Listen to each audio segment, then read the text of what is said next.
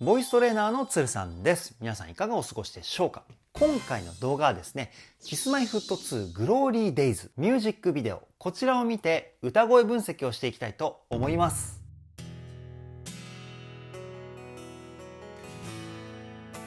つるさんのボーカルルーム。さあ、本来だったら今回のね Kiss-My-Foot2 の動画は告知した通り I Miss You の歌声分析動画を公開する予定だったんですけれども、 Kiss-My-Foot2 の公式 YouTube チャンネルよりGlory Days のミュージックビデオがですね公開されたわけじゃないですか。僕も Kiss-My-Foot2 の音楽的な部分に触れてまだ数ヶ月なんですけれども、今回の Glory Days が公開されて最新の Kiss-My-Foot2 の歌声の分析をしたいっていうふうに思ってしまいまして、急遽ですね予定を変更して今回の歌声分析動画になってしまいました。 I Miss You の歌声分析をですね楽しみにしてくださっていたキスタンの皆さん、大変申し訳ございません。ただ僕のねこの抑えきれない衝動を分かっていただけたらなというふうに思います。そして今回歌声分析をしたわけですけれども、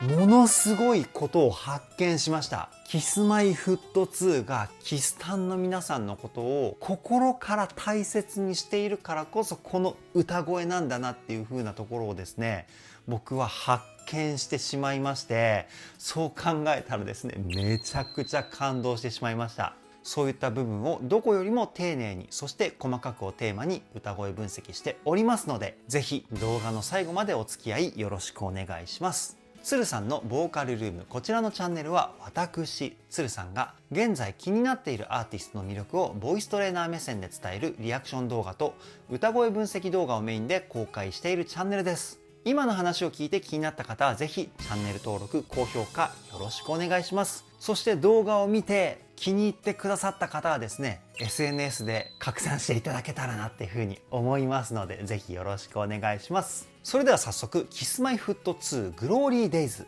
歌声分析 GO!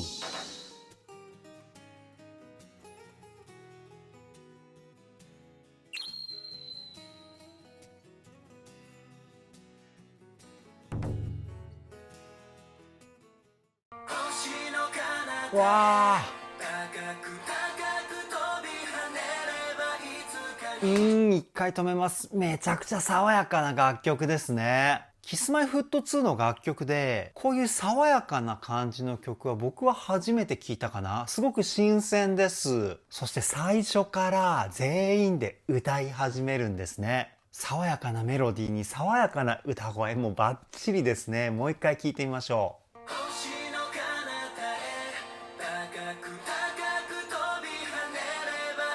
いいですね。いつもの大人っぽくてかっこいい Kiss-My-Foot2 も素晴らしいんですけど、こういう聴いていて気持ちがね爽やかになるような雰囲気も素晴らしいですね。次いきますよ。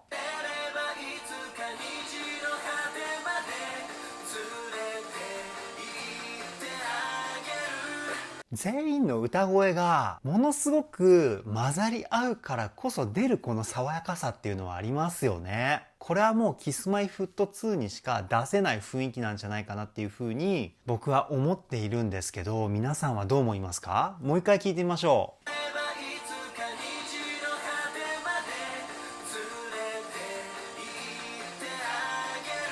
う。かっこいいね。で、声を聞いた感じ、声質がめちゃくちゃ明るいじゃないですか。これ多分全員声質を同じような感じにしてると思うんですけど、おそらくなんですけど、みんなこうね、口角をにってこう、上げて歌ってるんじゃないかなっていうふうに思います。声っていうのは顔の表情でめちゃくちゃ変わるんですよね。明るい表情で歌うと明るい声になりますし、こう悲しいような表情で歌うと悲しい声質になるんですけど、多分ね、みんなレコーディングは笑顔で歌ったんじゃないかなっていうふうに思います。次いきますよ。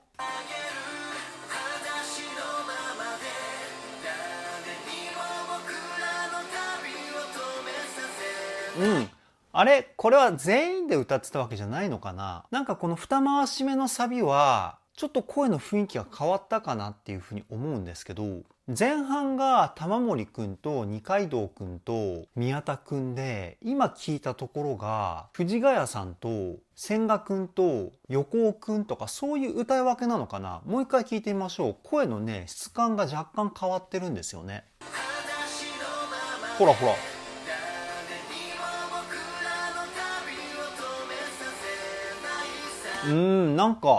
なんかちょっと変わった感じしません？僕の中では千賀くんの声がちょっと目立った感じになったかなっていうふうに思うんですけど、気のせいだったらごめんなさい。声を聞いた感じ、鼻の響き、鼻腔共鳴っていうんですけど、鼻声のニュアンスが歌声にちょっとだけプラスされたようなね、雰囲気を感じたんですよね。次行ってみましょう。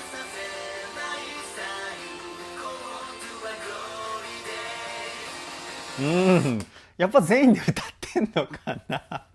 多分ここがサビになるわけですよね、きっと。サビ始まりの楽曲っていう風な曲なのかな、今回のグローリーデイズは。ぜひね、キスタンの皆様、僕がわからないところはコメントでフォロー解説していただけると助かります。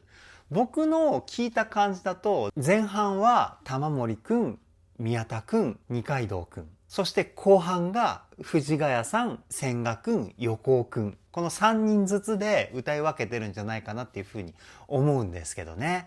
次いきますよ。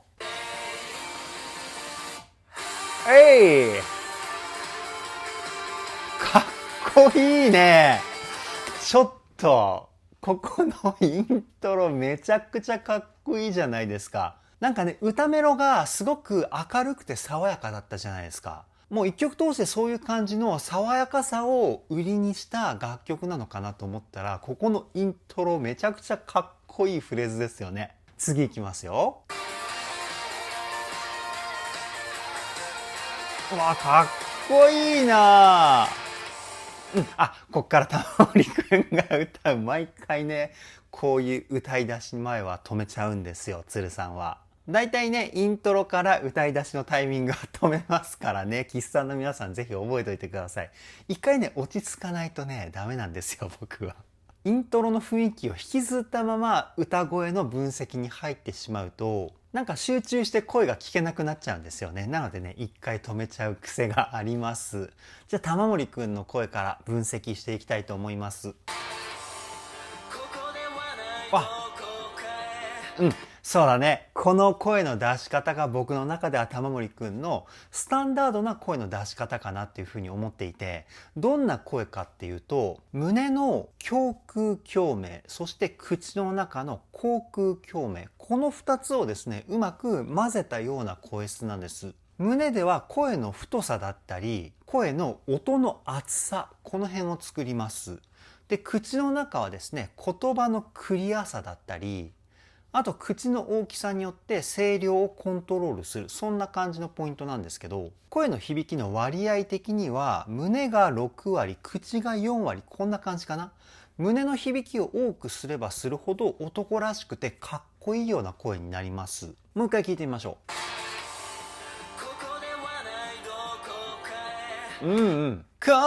はないどこかへ。こんな感じかな、僕がやると。胸をしっかりと声の支えにして、口からまっすぐ前に声が出ているようなイメージを作ると、玉森くんっぽい声の出し方になってくると思います。次いきますよ。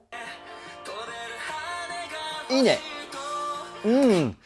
いいね。今の高いところの声も、さっき言った6対4の声の響きのバランスを崩さずにですね、歌を歌っているんですよね。で、声って音域が高くなればなるほど胸の響きが少なくなっていきます。これ声の性質なんですけど、だからこの音が高くなった時でも、さっき言った6対4の割合をですね、崩すことなく歌っている玉森くんの歌の基礎力、素晴らしいですね。もう一回聞いてみましょう。飛べる羽が欲しいと。こんな感じかな。いやー、素晴らしいですね。声を出しているイメージ的にはですね、高くなった音域の方こそ胸の響きを意識する。そんな感じのイメージで歌ってるんじゃないかなっていうふうに僕は推測します。次いきますよ。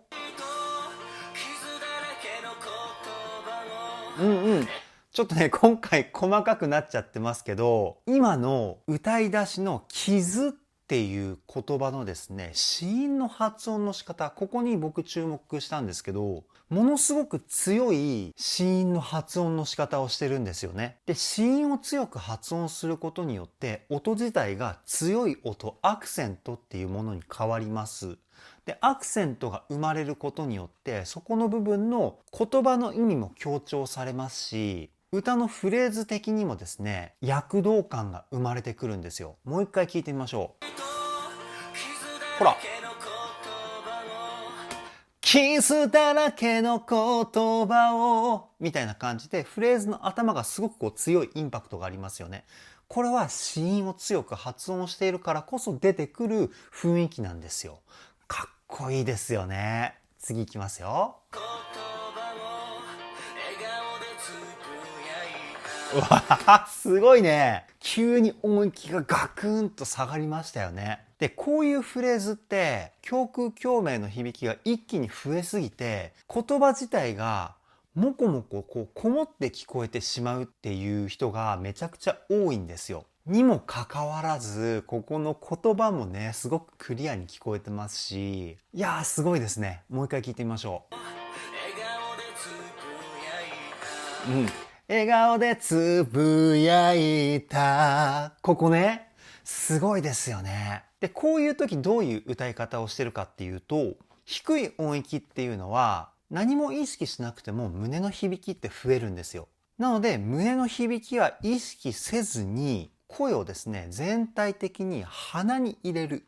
こういう感じで歌うと、さっき言ったモコモコ感、要は声がこもっている、言葉がこもっているっていう雰囲気が消えるんですよね。で、ここがすごいなって思ったんですけど、2回目聞いてね、1個使ってるテクニック気づきました。フレーズの歌い始めにですね、この音をですね、入れてるんですよ。これ歌ではエッジボイスっていうテクニックなんですけど、切なさを表現するときにですね、よく使うテクニックで、このエッジボイスが入ってるからこそここのフレーズめちゃくちゃ切なく聞こえますよね。次いきますよ。うわー、いい声だね、二階堂くん。二階堂くんの声はですね、非常にバランスがいいですね。胸、口、鼻、この3つのですね、声の響きのバランスがほぼ同じぐらいで使っているんですけど、その中でもやや胸の響きが強いので、男らしくてかっこいい声になってます。で、若干こう声がかすれたような雰囲気がまたセクシーですよね。これは二階堂くんのもともと持っている声質なのかな。めっちゃかっこいいです。もう一回聞いてみましょう。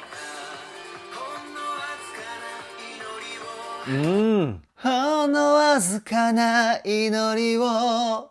僕はね、このかすれた感じできないですね。今ちょっと意識してやってみたんですけど、やっぱり無理でした。めちゃくちゃかっこいい。この声は憧れますね。次いきますよ。うわなんかみんなできんのかな、この音域が上がっても声の太さをキープするっていうテクニック。これね、実際すごく難しいと思うんですよね。さっきも言ったように音域が上がると自然と声って細くなってしまうので、音が高くなった時にどれだけ胸の響きを意識できるかっていうところがポイントになってくるんですけど、いやー、これができるのはね、僕はすごいと思いますよ。もう一回聞いてみましょう。超かっこいいですよね。で、僕がもう一つ今の二階堂くんが歌ったフレーズですごいかっこいいなっていうふうに思ったのは、まず声の出し方なんですけど、胸に、ここの声のパワー感と強く抱きしめ、この音域が上がっても声のパワー感が全く一緒。これがね、めちゃくちゃかっこいいなと思って。やっぱり高い音っていうのは声にパワーが乗りやすいので、自然とね、こう盛り上げるっていう感じの雰囲気が出ていてもおかしくないんですけど、でも音が高くなっても、その前に歌った低い音の部分と声のパワー感を統一させてるんですよ。これすごいですね。そしてやっぱりね、二階堂くんラップめちゃくちゃかっこいいじゃないですか。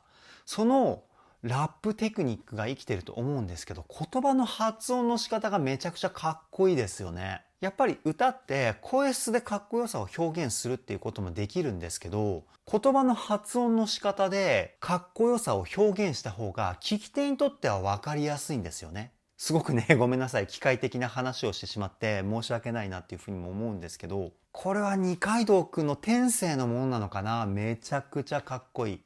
次いきますよ。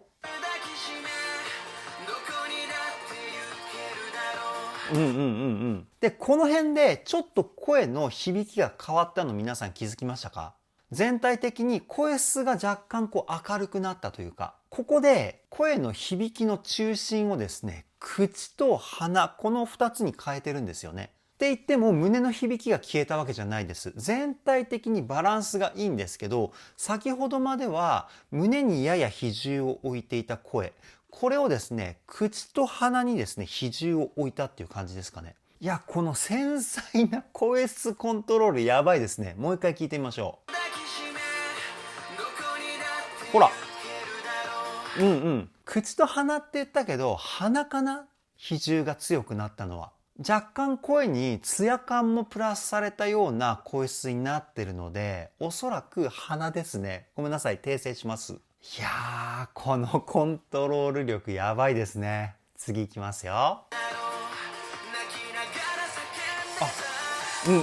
いやー、なんかね、ものすごい歌を聴いてるなっていう風に思って今ね、思わず笑ってしまったんですけど、これさっき声のパワー感が低い音と高い音変わってないっていう風に説明したところと同じフレーズなのかな？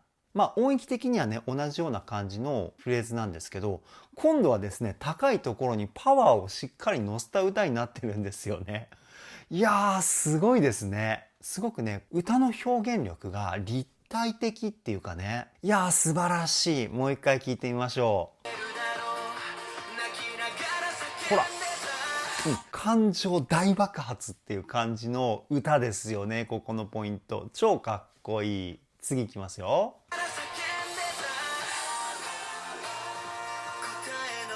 うわ、いいね。うわ、めちゃくちゃいい声だ。なんかみんな歌声パワーアップしてません？藤ヶ谷さんのこの声のツヤ感やばいですね。で、歌のフレーズが全体的にレガートって言って、一つ一つの音のつなぎをこう滑らかに歌ってるんですよ。それもね、ものすごく美しいっていう感じがしますし、藤ヶ谷さんのですね、声の響きのバランスの作り方としては、胸と鼻、この2つが中心になっていて、鼻の方がやや声の響きが多いかな。鼻の響きの割合をですね、多くすると声が艶っぽくなってくるんですよ。綺麗な歌声になってくるっていうかね。いやー、素晴らしい。もう一回聞いてみましょう。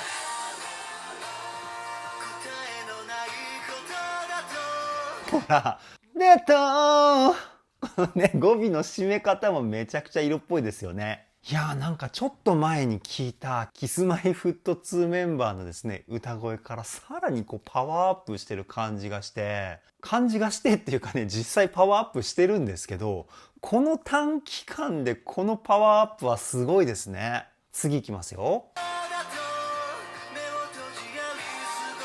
ほらほらやばいね。今回の藤ヶ谷さんのテーマはレガートなのかな？さっき言った一つ一つの音をこう滑らかに歌うっていう。滑らかに歌うっていうことは、歌のフレーズを丁寧に歌うっていうところにもつながるんですよね。だから繊細な声のコントロール力だったり、音程を捉える音感のコントロールだったりね。そういった知識と技術が必要になってくるんですけど、いやー素晴らしい。もう一回聞いてみましょう。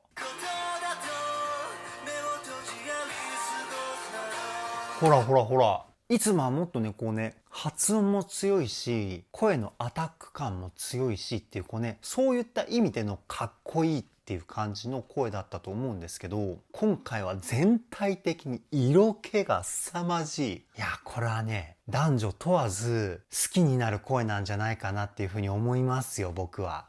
次いきますね。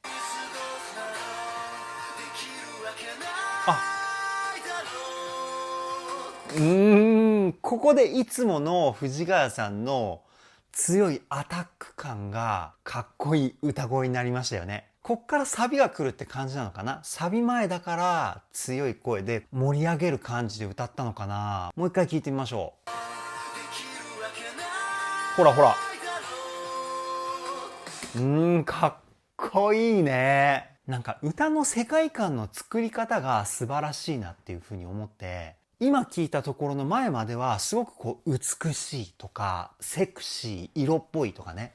セクシーと色っぽい同じ意味か。で、最後にかっこいいをボンって持ってきてるんですよね。この歌の感情のシーンの変化がですね、僕はね、すごく大好きですね。次いきますよ。かっこいいかっこいいかっこいい。サビで一気に未来が広がるみたいな感じの爽やかさにつながってくるわけか。グローリーデイズ、栄光の日々って意味かな。未来で輝く姿を表現してるとかそういうことなのかな。めちゃくちゃかっこいいサビですよね。もう一回聞いてみましょう。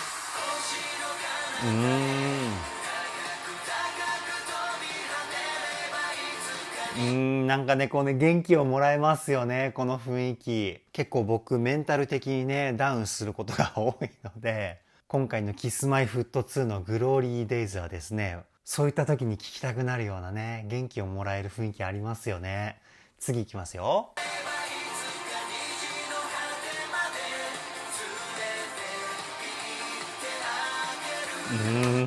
かっこいいね。虹の果てまで連れて行ってあげる。ね、この言葉すげえかっこいいですよね。で、やっぱりね、サビ。一番最初にも言ったかもしれないんですけど、全員で歌うポイント。なんかね、ここで僕は、Kiss-My-Foot2 のチームとしての強さ、チームっていうかグループか。グループとしての強さをですね、すごく感じていて、ソロで歌うポイントももちろんめちゃくちゃかっこいいんですけど、やっぱりね、全員が同じリズムで同じフレーズを歌うことによって歌の世界観がね何倍にも広がってるような感じがするんですよね。これはもうね歌のテクニックとかそういうところでは説明しきれないもう精神論みたいな話になってしまうかもしれないんですけど、やっぱり一人一人がどれだけ歌に気持ちを込めて歌ってるかっていうところだと思うんですよね。で、Kiss-My-Foot2 のメンバーって全員歌が上手いじゃないですか。その歌が上手いメンバーがですね、全員気持ちを 100% 歌声に込めることによって、初めてこの雰囲気が作れるっていうかね。だからこそ、ここで Kiss-My-Foot2 のチーム力の素晴らしさっていうのを僕はね、感じることができているわけですけれども、いや、本当に素晴らしいグループですよね、Kiss-My-Foot2 は。次いきますよ。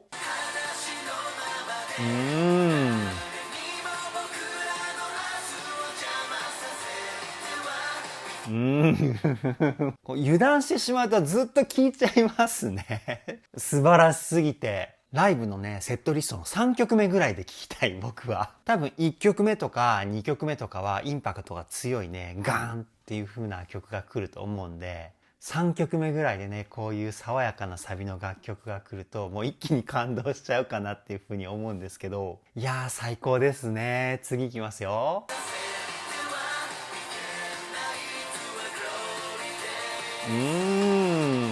ハモリも綺麗だしね。ハモリパートは誰が歌ってんのかな。いつもだと千賀くんがハモリを歌ってるパターンが多いような気がするんですけど、今回も千賀くんがハモってんのかな。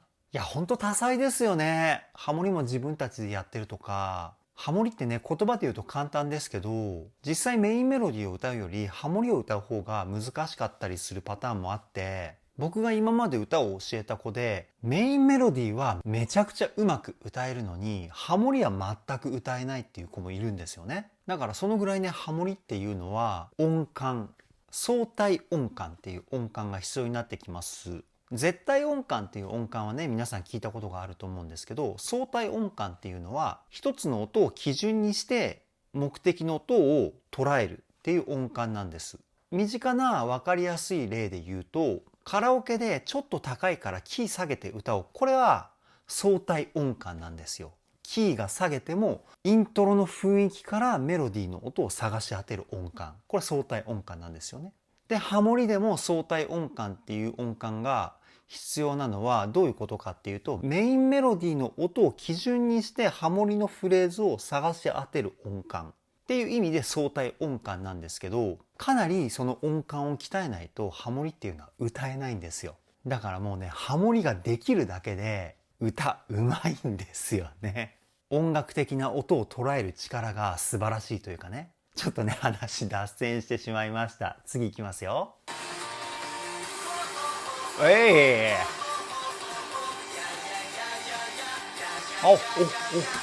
前半のうわおこれね、簡単そうに見えて実はすっごい難しいです。どういう風に歌ってるかっていうと、全部スタッカートで歌ってるんですよね。音を切るように歌ってるっていうか、この音の切り方なんですけど、一回一回こうね、腹筋があって、まあ人の体だと思ってください。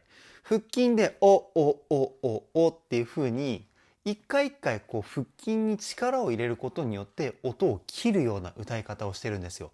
これがね、難しいんです。力を入れすぎると次のおが言えないし、力を入れなすぎるとしっかりと切れないしっていう、ものすごくね、腹筋の力バランスを取るのが難しい歌い方なんですけど、いやー、全員これね、同じフレーズ歌ってるの素晴らしいですね。で、次のやややややみたいなフレーズ。僕はここの部分で世界トレンドを意識してるんじゃないかなっていうふうに思っていて、結構こういうありそうでなかなか使わない言葉を使ったフレーズっていうのは、今 K-POP とかでこういった言葉を使ったフレーズっていうの多いんですよ。例えば、IVE っていう韓国の女の子グループのヘイヤーヘイヤーヘイヤーとか、サビはもうこの言葉がほとんどを占めてるっていう感じの曲だし、あとはエスパっていう女の子グループのスーパーノバっていう曲は、スースースースーパーノーバーとか、このスースースーの部分とか、すごくインパクトがあるっていう感じになるし、だから今みたいなやーやーやーやーやーみたいな感じの言葉出てくると、まあ僕だけかもしれないですけど、Kiss-My-Fut2 がね、こうね、世界を意識してるんじゃないかなっていうふうに思って嬉しくなりますね。次いきますよ。かっこいいしね。ここ。超かっこいいですよね。やっぱりフレーズ自体もかっこいいから耳に残るしね。なんかの表紙にやややの部分僕歌ってるかもしれないですね。それぐらい大好きなフレーズです。次いきますよ。これはね、横尾くんの今出てきたけど。もうね、一発でわかりますよね、横尾くんの声って。で、今回は柔らかい感じの声質チョイスですよね。鼻に多めに声を入れてるんですよ。いつもだと口と鼻が同じぐらいの割合なんですけど、今回はやや鼻の響きが多いですね。もう一回聞いてみましょう。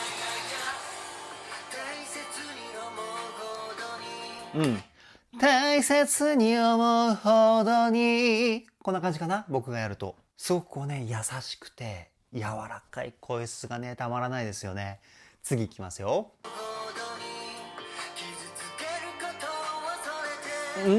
横尾くんもここの部分では高い音の声が細くならないように胸の響き強くしてますよね。もう一回聞いてみましょう。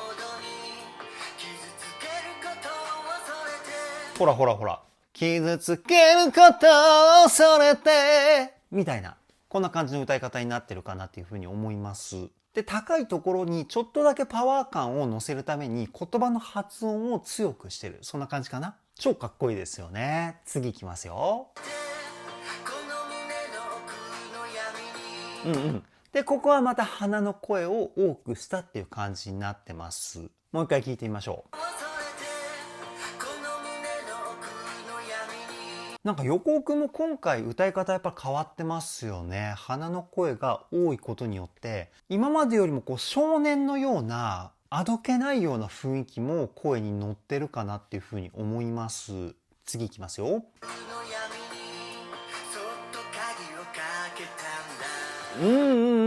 今のところがですね、低い時に鼻に声を多く入れると言葉がもわっとならないっていうのが分かりやすい歌い方を横尾くんしてます。高いところでの鼻の声の量をですね、キープしたまま音だけ低いところまでこう歌ってるっていう感じの歌い方なんですけど、もう一回聞いてみましょう。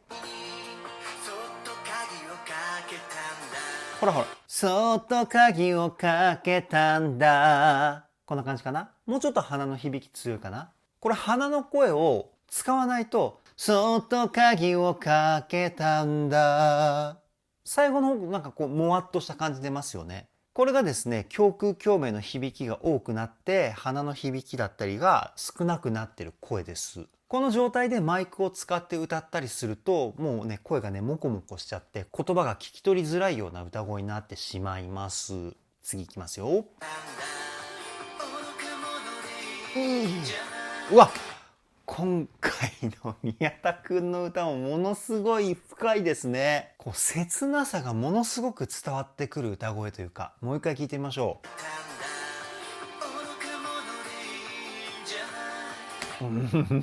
すごいいい声ですね。で、いつもの美しい歌声プラス男らしさが声から感じられますよね。これはいつもの歌い方にプラスして胸の響きをですね、多くしている歌声なんですよ。で、胸の声の響きっていうのは歌の中の土台となる部分です。基礎的な部分っていうかね。だからね、今回、Kiss-My-Fut2 のメンバーは、めちゃくちゃボイトレしてからレコーディングに挑んだんじゃないかなっていうふうに僕は推測します。全員、歌のパワーアップ度がね、やばすぎますね。次いきますよ。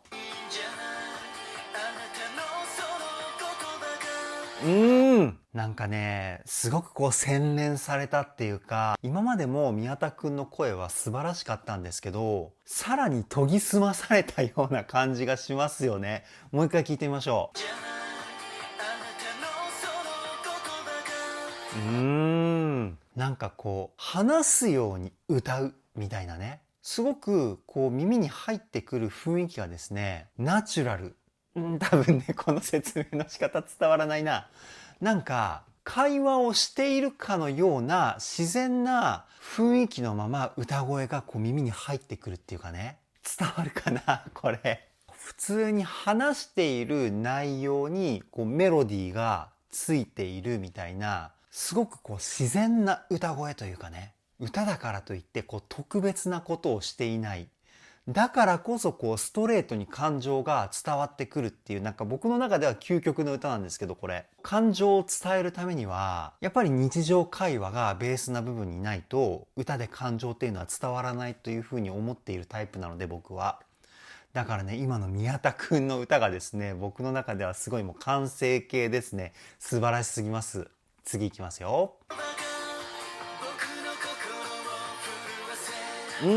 あ、やっぱり今までよりも胸の響きかなり強いですね。すごく声太いですもんね。もう一回聞いてみましょう。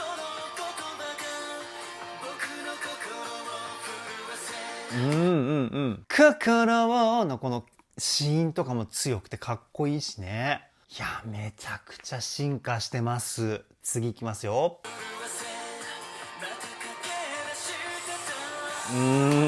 かっこいいね。ここのフレーズはですね、声のパワー感はほぼ一緒なんですよね。全体的にこう統一されてるっていうものすごい器用な歌い方をしてるんですけど、言葉のアタック感はですね、今めちゃくちゃ強くしてるんですよ。子音のこの発音が強いというか。その子音の発音の仕方で盛り上げた雰囲気を作ってるんですよね。もう一回聞いてみましょう。ほら、駆け出してたみたいな。今の2箇所の子音をですね、強く発音することによって、こう力強いような雰囲気を作り出しています。すごいですね。次いきますよ。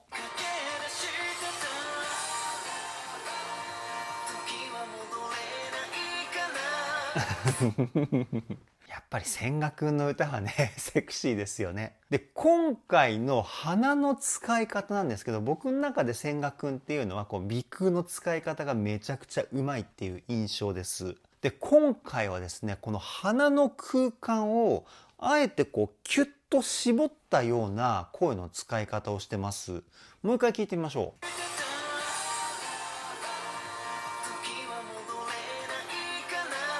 ほら、時は戻れないからみたいな大げさにやるとね、こう鼻の中の空間をですね、自分でこうコントロールして広さをですね、決めて歌ってるんですよね。これすごいですね。で、声を若干こう前にぶつけるようなイメージで出すことによって、個性が溢れた歌声に仕上げています。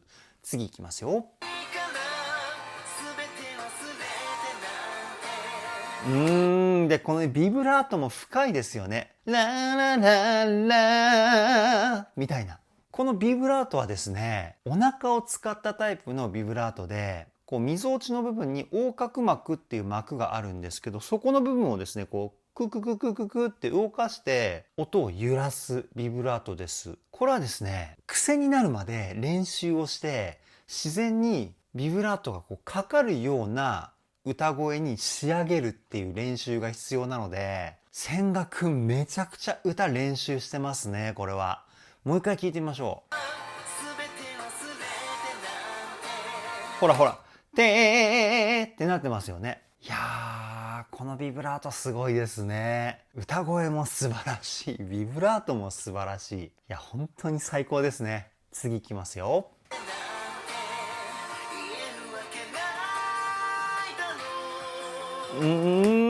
ないのところは口を大きく開けているような声の響きを感じます。声質がですね、すごく明るい響きが混ざっていて、かといって口角を上げた感じの明るさではないんですよね。なので、口を大きく開けてレコーディングしたんじゃないかっていうふうに僕は推測します。もう一回聞いてみましょう。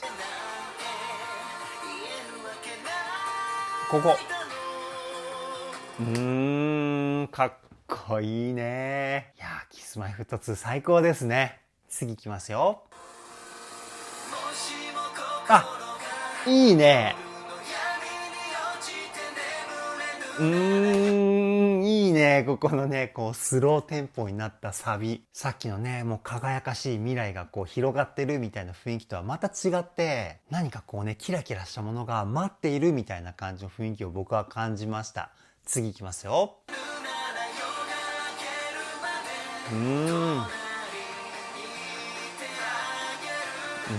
いいね。ここまででサビ3回出てきてますけど、3回ともなんか雰囲気違いますよね。同じ歌メロディーでもね、バックの伴奏が全然違って、こう、それぞれの雰囲気を感じることができるって、ものすごく素敵ですね。次いきますよ。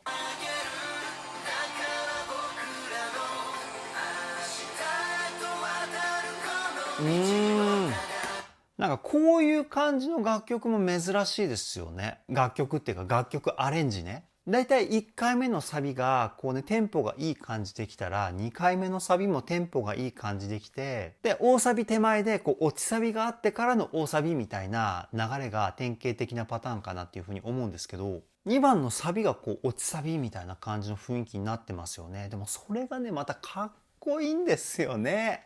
次いきますよ。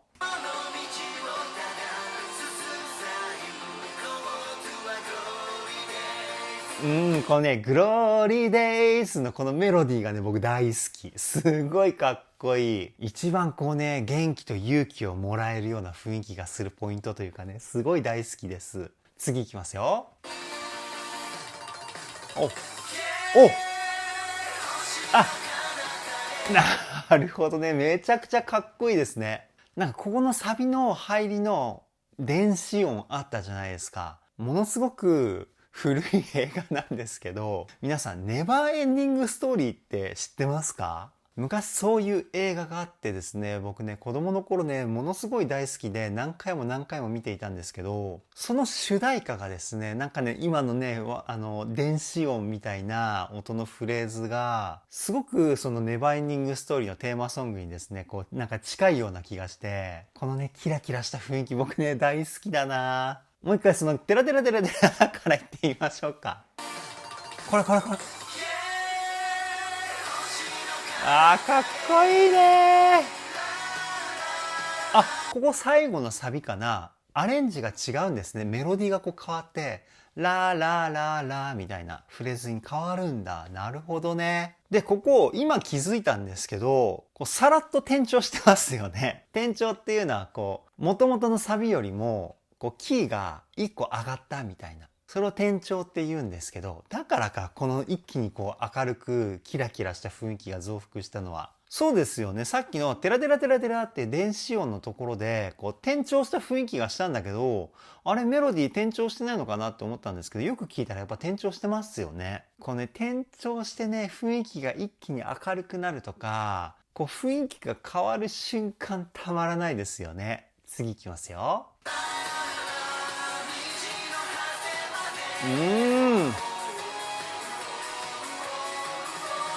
やっぱり大きく歌メロ変わってますよね。なんか歌って追っかけ、歌って追っかけみたいな感じのアレンジなのかな。そしてこう転調したせいかわからないんですけど、今までのサビよりもこう疾走感やばくないですか？こうスピード感があるっていうか。いやーいいね。爽やかなメロディーにこの疾走感。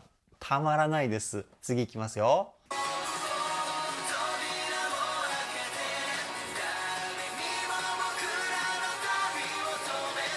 なるほどね。最初は追っかけみたいな感じで、その二回し目がしっかりとしたサビのメロディーを歌うっていう感じなんだ。いや、バリエーション豊富。めちゃくちゃ楽しい。聴いていて。最高の曲ですね。グローリーデイズ。次いきますよ。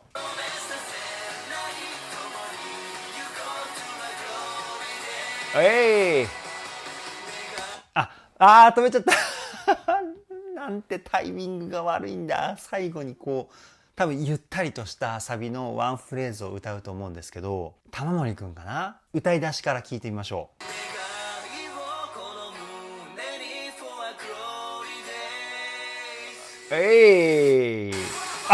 なるほどね。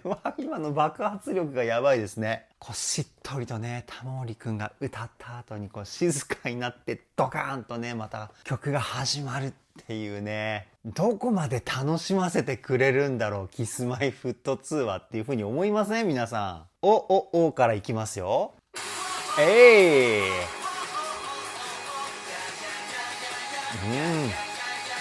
やっぱこのやーここいいですよね。はね、ちょっと僕難しくて歌えない。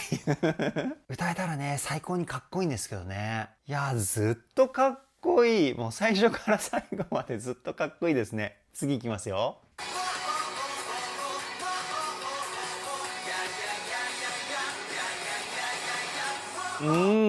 最後静かになるんだ。ここはね、止めてよかったと思った。この雰囲気の違いを楽しみたいから。そして最後のフレーズになるのかな？時間的に。言ってみましょう。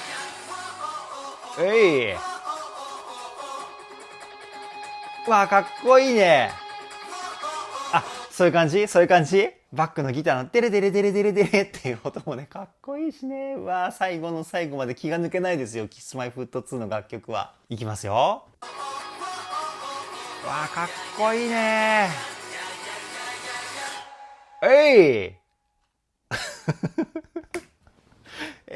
とかいうのがなんかすごいテンションが上がって言っちゃって、今ね言った瞬間恥ずかしくなって思わず笑ってしまったんですけど、めっちゃかっこよくないですか？このカットアウト、こうスパッとね曲が終わった雰囲気。やばいね。めちゃくちゃかっこよかったですね。以上、キスマイフット2グローリーデイズ歌声分析はここで終了です。さあ、グローリーデイズ聞いて歌声分析したわけですけれども、いや、キスマイフット2メンバー全員のですね、もう何回も分析中言ったと思うんですけど、歌声のパワーアップしたこの振り幅がものすごいですよね。僕が今まで歌声分析した Kiss-My-Fut2 の楽曲の歌声の中には今回の歌声はありませんでした。だからこの短期間でですね、おそらくものすごい量の歌のレッスンだったりトレーニングを行ったんじゃないかなっていうふうに僕は思って、そう考えたらですね、めちゃくちゃ感動しましたね。キスタンのために見えないところでめちゃくちゃ努力をしている Kiss-My-Fut2、 最高にかっこよくないですか？だからこそ多くの人から愛されるグループなんですよね、Kiss-My-Fut2 は。これからも Kiss-My-Fut2 全力で追っていきたいと思います。それでは今回の動画はここで終わりです。動画の内容気に入ってくださった方はチャンネル登録、高評価よろしくお願いします。ではでは、ボイストレーナーのつるさんでした。